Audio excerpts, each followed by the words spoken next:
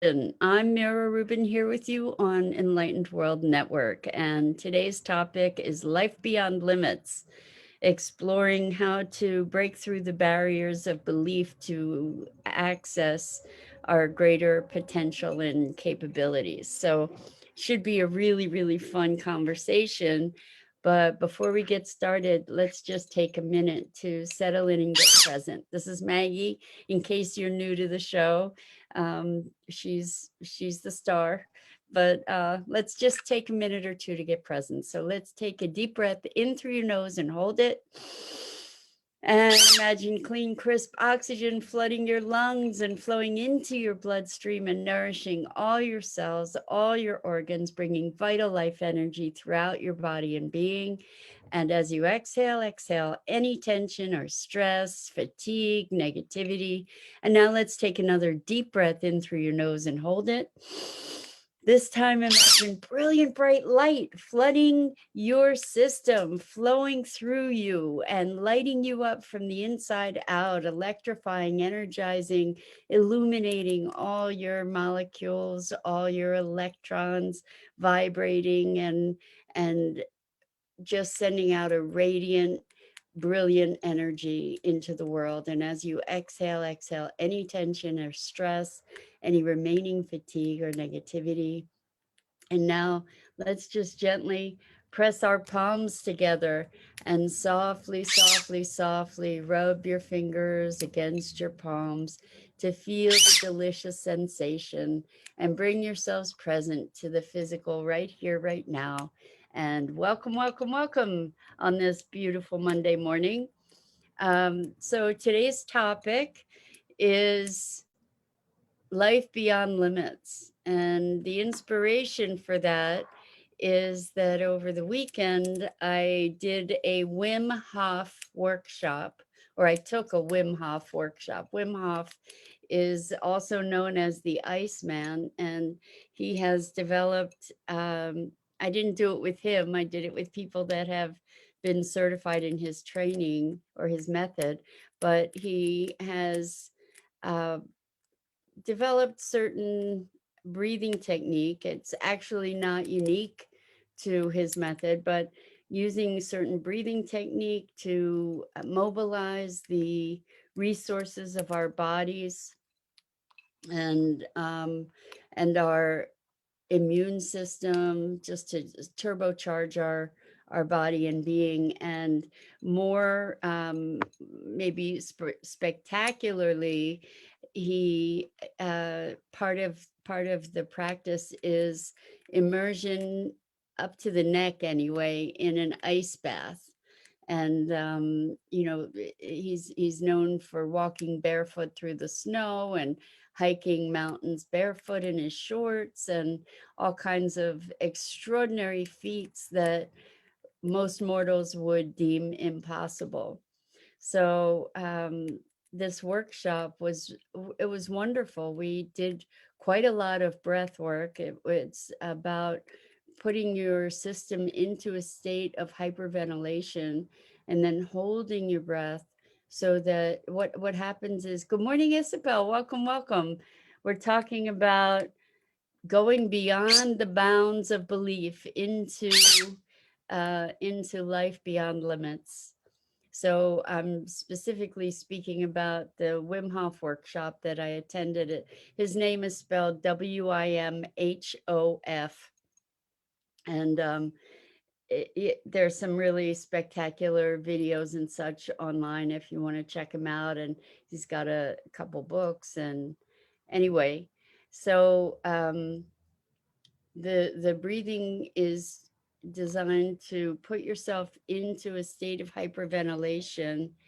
And what happens is there's a dilation of the blood vessels, and then you hold your breath and it oxygenates your body, and then create tension to move all the blood flow up into your head through your body. So it's oxygenating and invigorating your entire body, which is really, really powerful. In fact, there is a free Wim Hof app that you can download onto your phone that will take you through the breathing. So that might be something worthy of your time and energy to check out, download and check it out. So, um, and then there are these big human-sized bathtub size buckets that they fill with water and ice that we then immersed ourselves in one by one, and hung out with them to help guide us through. Because I tell you what, getting into an ice bath up to your neck takes your breath away. And so initially it's just like, your body, what happens is your body goes into fight or flight sort of response. And the idea is to retrain your brain to allow yourself to be safe and present in this extreme environment. And, I have to tell you that this was the last thing I would imagine myself doing. I had a friend who had one of these ice baths several years back, and they offered me the opportunity to get in, and it was like, no way, you couldn't pay me enough to do that. And so here I was getting into an ice bath up to my neck, and it was a wild experience. And I was able to stay in the ice bath for 5 minutes. And when I got out, my body was red, like I had been burnt from the sun. I did get some sun during the workshop as well, but it was wild. And then afterwards, to warm up, to bring the energy back into the body and to warm up, we did the horse stance, where you stand with your legs about shoulder, your feet about shoulder width apart, and kind of in a bit of a squat, and then use your arms to energize, your core and your torso, and move energy to bring back the warmth in the body, which was really powerful. It worked, and it was with the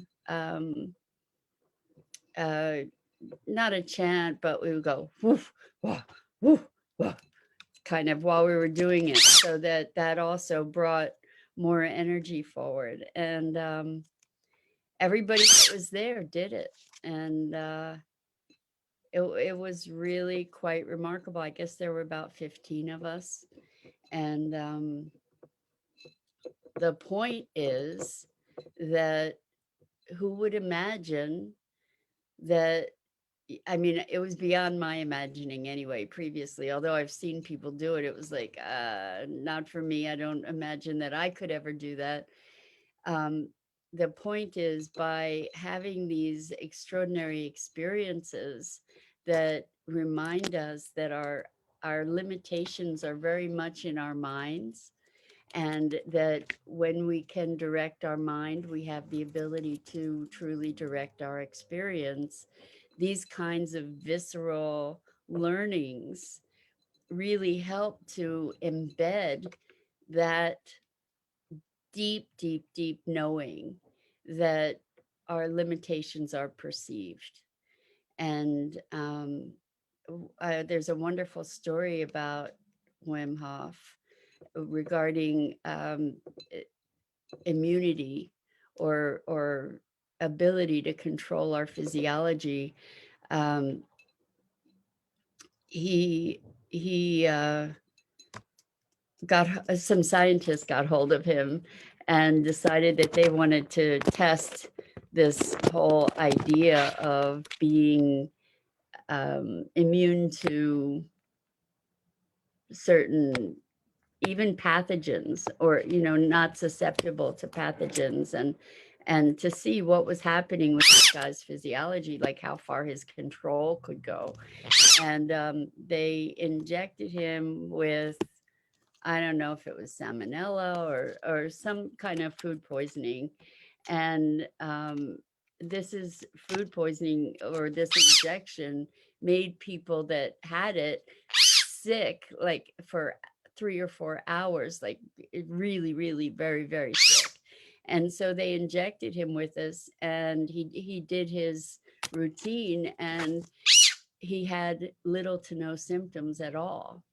And so then the scientists thought, well, he's just an anomaly. And so then he took, I don't know if it, what the exact number was. I'm vaguely remembering maybe 15 to 18 people, and trained them for a week in his method. And then all of those people participated in the experiment and were injected with this same pathogen, as was as was a group of the same number of people in a control group. All the people in the control group got deathly ill, and all the people that had trained with Wim Hof had little to no symptoms. So when we think about our current environment, sorry, I swallowed wrong.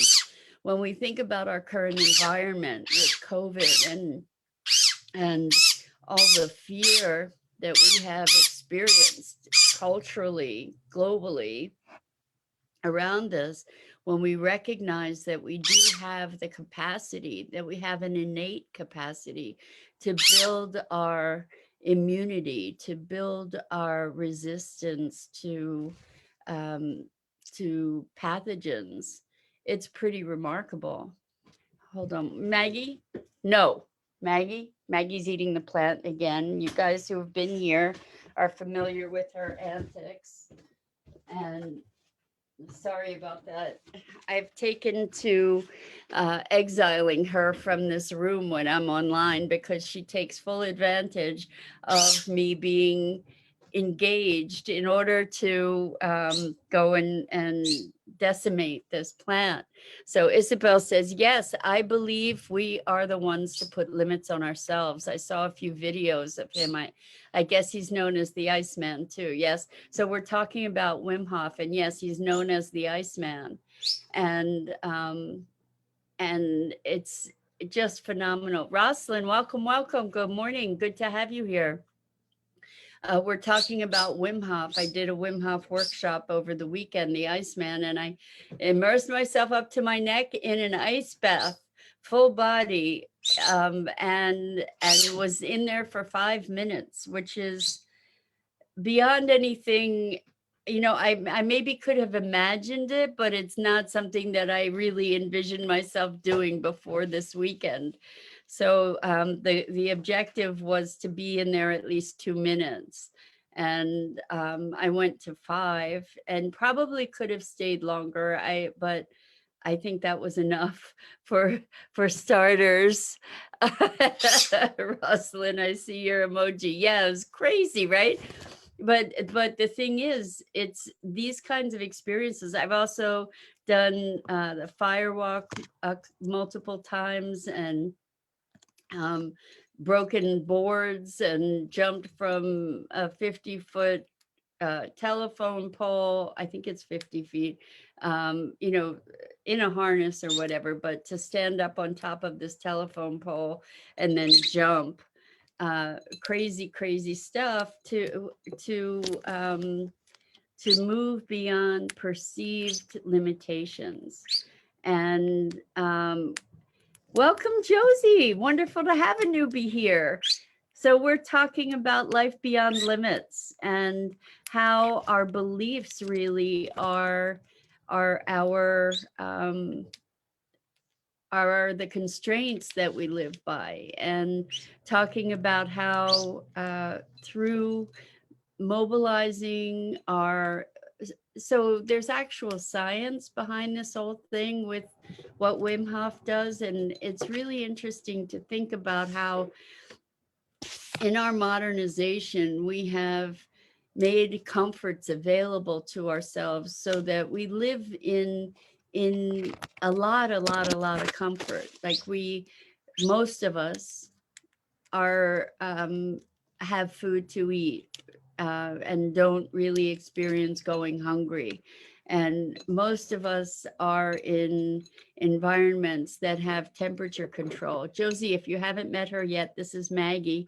She's my sidekick. She's actually the star of the show, but if you heard the noises in the background, that's who they're from. But over uh, in the past, in our long past, we lived outdoors, right? We lived in the elements, and our bodies had the ability to adjust. And what Wim Hof has done is he has created a structure by which we have the ability to access our body's resources, to be able to moderate temperature more effectively, so that we could be walking barefoot in the snow. Certainly millennia ago, that's what we did, is walk barefoot in the snow. And and uh, develop it. I was talking about an experiment that was done with him and people that he had trained, giving him, I think it was salmonella poisoning, um, and he had little to no response at all, whereas other people got deathly ill for like 3 to 4 hours, people that weren't trained in his method. So it's a whole other dimension of mindfulness, and it's belief busting. So when we believe, our minds are so powerful, and our minds have the capacity to impact our physiology. And there are physiological hacks, life hacks kind of thing that we can do to heighten our capacity. So certain breath work to be able to alkalinize and then oxygenate our bodies, to work with the breath in a very conscious way. I mean, all kinds of traditions, spiritual traditions, harness the breath to be able to access other dimensions of consciousness, other dimensions of physiology. We've heard of yogis who live for indefinite periods of time, all kinds of wild things that are possible to us that we wouldn't necessarily believe. How do you be in an ice bath and not be shivering? How do you walk, climb a mountain in snow wearing only shorts and bare feet? This people, as I said, look up Wim Hof, WIMHOF, and check it out, because it's really quite remarkable. And people believe that he was an anomaly, but the truth is that he's able to teach this. So it's something that we all have the capacity to learn. And if we do learn these things, then what's the limit? The sky's the limit. We have so many more capabilities than we begin to imagine. So the second week in June, you're going to be seeing replays if you show up here, because I'm going to be in Cancun doing an intensive advanced retreat with Joe Dispenza, who also does work with the capacity of the mind, using meditation, using breath techniques. And as a result, people experience all kinds of remarkable things, transformation in states of being, but also spontaneous healings, because what happens is people go to a space of realizing that this human form is mutable, that it's not who we are, that it's, that we're spirit inhabiting the physical. One of the things that Joe Dispenza says that I love is we are gods in the flesh. And that means that we have capacities, capabilities way beyond, well beyond our conventional imaginings. And one of the driving forces for me in life is freedom. And for me, that means awakening. That means awakening to and connecting with myself as a God in the flesh. And we all have that capability and capacity. Isabel says, I'm going to Portugal for 3 weeks in June. I'll be back in July. Wow, Isabel, that's exciting. Wonderful for you. Is that, I think did you say that Portugal was home for you, where you were born? Do you have special plans for your trip? Are you going to be visiting family?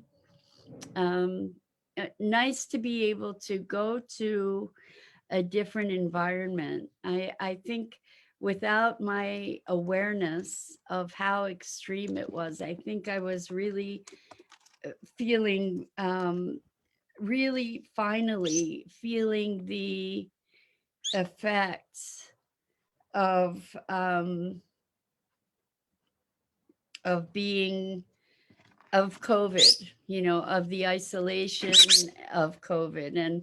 And I really, I didn't do much, go many places, have much interaction, probably like so many of you, live interaction with groups throughout COVID. And yesterday was a first for me for a while, and it was interesting in thinking about it. I noticed that there was a little bit of a hitch, a little bit of a hitch in um, my enthusiasm in considering, going out and being with people. Not because I was afraid in terms of health, but because I just really have been so isolated for so long. And I noticed for a moment, it wasn't anything in any way crippling, but I noticed in in some respect that there was this reticence, this hesitation, or maybe even like a little bit of anxiety around going into being with other people, being physically present with other people, which was really interesting, to recognize that, and then of course let it go, but to be aware that there was some fractional portion of trepidation around engaging in a social environment. So it was really interesting. And it turned out to be so lovely. I mean, what an incredible group of people. All these crazy people ready to get into the ice baths. In fact, a number of them had done it multiple times before. In fact, there were a group of women that were at this um, event that have dubbed themselves the Ice Women of New Jersey. This was in New Jersey. About 10 or 15 of them have been going and taking winter dips in the ocean and creeks and all kinds of crazy things like that throughout the winter. So practicing this really invigorating, enlivening extremes to put your body in survival mode, like your physiology goes into survival mode, and allow your mind to to repattern yourself to say, hey, guess what, we're not dying here, this is fine, this is okay. And then to allow the physiology to rise to that new awareness. So Isabel says, regarding Portugal. Yes, that's my born country. Visiting family, travel more through country, and visit Muji in his spiritual retreat in Portugal. Wow, that we just found out about him. And we are, as a family, to be able to go visit. I hope a lot of restrictions yet in Portugal from this COVID situation. Well, I hope that you have that opportunity. I am. This is the first I've learned of Muji, so I'll have to check him out. Good for you, Isabel. That sounds very exciting and wonderful. Here in this area, they are lifting all kinds of restrictions. And we've heard of the CDC giving new advice around mask wearing, which is really interesting. And I think June 12th, everything is supposed to go back to quote unquote normal here without mask restrictions and without uh, I think without the social distancing guidelines. So very interesting. And so I will Google Muji. Thank you, Isabel, for sure. So what we're talking about here is life beyond limits, and recognizing that our beliefs and our minds are the source of our limitations, and our beliefs are often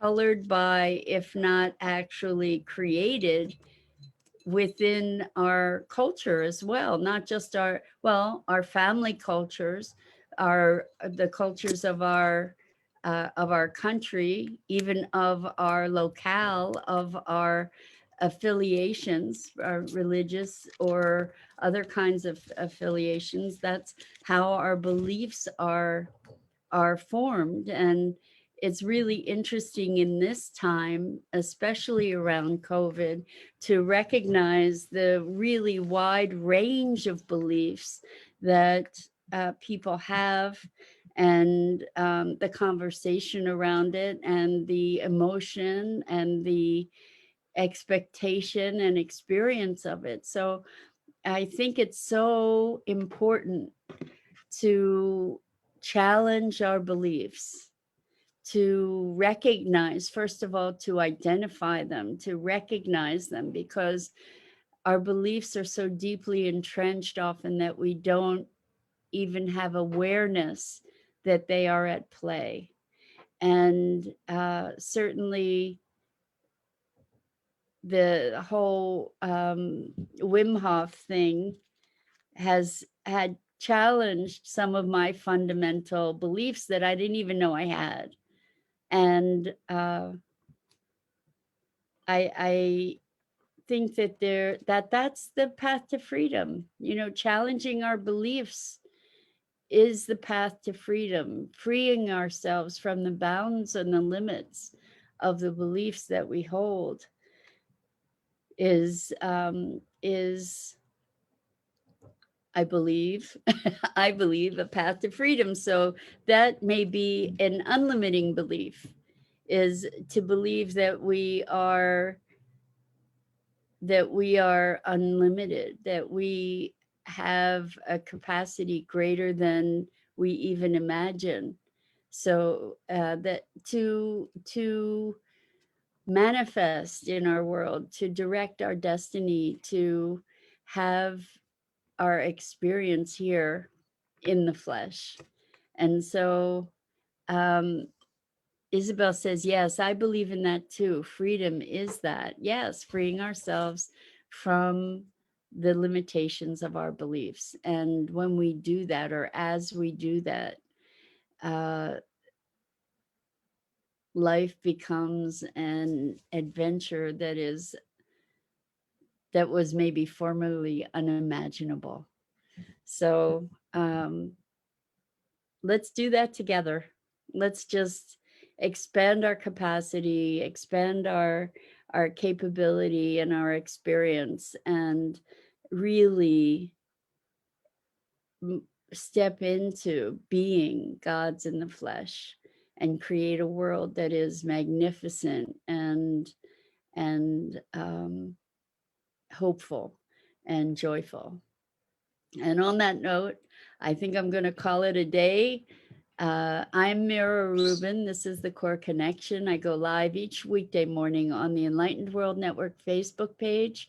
I invite you, please, to check out the other wonderful programming and community on Enlightened World Network's Facebook page, but also Enlightened World Living, as well as One with the Earth. And I look forward, I so appreciate this time with you. I appreciate your engagement. I love having these conversations with you, and you truly, truly enrich my life. I hope that I can do a fraction of that in return, and so much love to you. So until next time, life beyond limits.